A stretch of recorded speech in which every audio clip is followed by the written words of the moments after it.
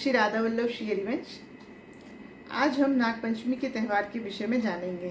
नागपंचमी कब मनाई जाती है, इसे कैसे मनाना चाहिए और हम नागपंचमी क्यों मनाते हैं। नागपंचमी का जो त्यौहार होता है श्रावण मास की शुक्ल पक्ष की पंचमी को मनाई जाती है।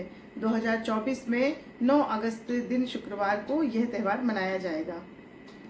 इस त्यौहार को मनाने के पीछे कहानी यह है कि जब राजा परीक्षित की मृत्यु होती है तब उनके पुत्र जन्मेजय को इसके बारे में पता चलता है और तब उन्हें बड़ा ही क्रोध आता है ये जानकर कि तक्षक नाग के काटने से उनके पिता की मृत्यु हुई है। और तब वे समस्त सर्प जाति का विनाश करने के लिए सर्प शस्त्र नामक यज्ञ करते हैं। उस यज्ञ में सारे सर्पों के नाम ले लेके आहुतियां डाली जाती है और जिस सर्प का नाम लिया जाता है वह सर्प उस हवन कुंड में आके गिरने लगते हैं।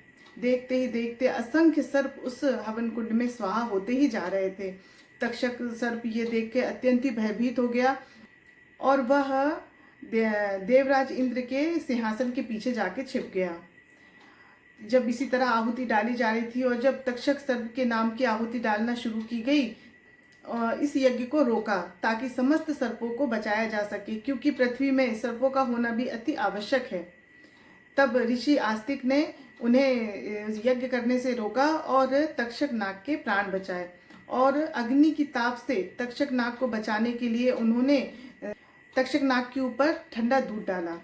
इस तरह ये प्रथा तभी से चली आ रही है कि इस दिन नागों की पूजा की जाती है और उनके ऊपर कच्चा दूध चढ़ाया जाता है। ऐसी ये कथा है। अब ये जान लेते हैं कि नागपंचमी वाले दिन हमें क्या क्या करना चाहिए और कैसे करना चाहिए।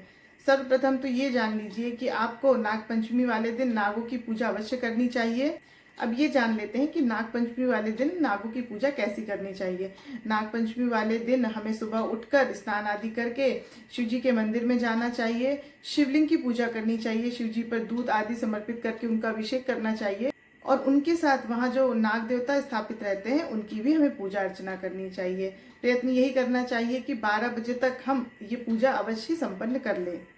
कभी भी नागों की पूजा, सिर्फ नाग देवता की अकेले पूजा कभी भी नहीं करना चाहिए। जब भी आप पूजा करें तो शिव जी के साथ ही उनकी पूजा करना चाहिए। शिव जी का आभूषण के रूप में मानते हुए ही उनकी पूजा अर्चना करना चाहिए, क्योंकि नागों की बड़ी ही शक्ति अलौकिक विलक्षण होती है। जरा सी चूक हमारे लिए बहुत ही नुकसानदायक साबित हो सकती है। इसलिए शिव शंकर भोलेनाथ को समक्ष करके और उनके आभूषण के रूप में अगर उनकी पूजा अर्चना करते हैं तो इसमें कोई भी आपत्ति या कोई भी हमें तकलीफ होने की आशंका नहीं रहती है।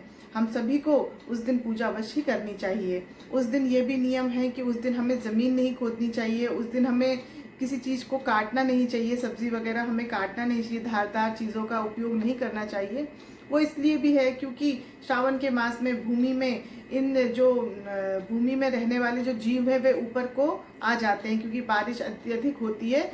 भूमि में अधिक नमी होने के कारण वे सभी पृथ्वी की ऊपरी सतह पे घूमने लगते हैं और उस समय हम यदि मिट्टी खोदते हैं या इस तरह से कुछ करते हैं तो वो जीवों की, सर्पों की भी हत्या होने का डर रहता है या उनके द्वारा हमें भी कुछ नुकसान होने की आशंका रहती है। इसलिए ये नियम बनाया गया है कि उस दिन भूमि नहीं खोदनी चाहिए। और कुछ काटने के लिए भी इसलिए मना किया गया है क्योंकि बारिश के सीजन में जो हरी पत्तेदार सब्जियां आती हैं उनमें भी कई बार कीड़े या सांप या इस तरह की चीज़ें आने की आशंका रहती है और यदि हम उन्हें काटते हैं तो उस दिन किसी भी तरह से हमें सांप को हानि नहीं पहुंचाना है। इसीलिए इस चीज़ों का पूर्ण रूप से निषेध किया गया है कि हमें उस दिन कोई भी खोदने का या काटने का काम नहीं करना चाहिए। आशा करती हूँ आपको ये जानकारी अच्छी लगी हो। यदि आपको ये जानकारी अच्छी लगी हो तो अधिक से अधिक लोगों तक इसे शेयर करें और मेरे चैनल को लाइक करें, सब्सक्राइब करें।